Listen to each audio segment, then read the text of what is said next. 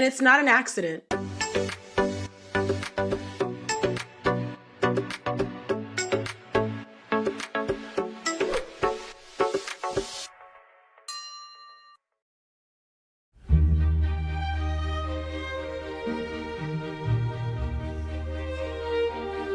In my last video, I talked extensively about how Gen Alpha is performing behind their grade levels, and I attributed it to this sense of anti-intellectualism that is so prevalent in American culture. But I want to dive a little bit deeper into how the United States has made a very deliberate attempt to undermine education in an effort to maintain the status quo. The US was built on the foundation of the self-made man, made popular by the likes of men like Adam Smith, who's often dubbed the father of capitalism. In his 1964 book, Anti-Intellectualism in American Life, Richard Hofstadter notes that Americans have always placed greater value on physical prowess, practical training, and industriousness over intellect. He discusses how government leaders and wealthy tycoons were always wary of intellectuals, fearing that their knowledge would be disruptive to the social order. He states that intellect is always on the move against something. Some oppression, fraud, illusion, dogma, or interest is constantly falling under the scrutiny of the intellectual class and becoming the object of exposure, indignation, or ridicule. 20th century philosopher John Dewey once wrote, "If we once start thinking, no one can guarantee what will be the outcome,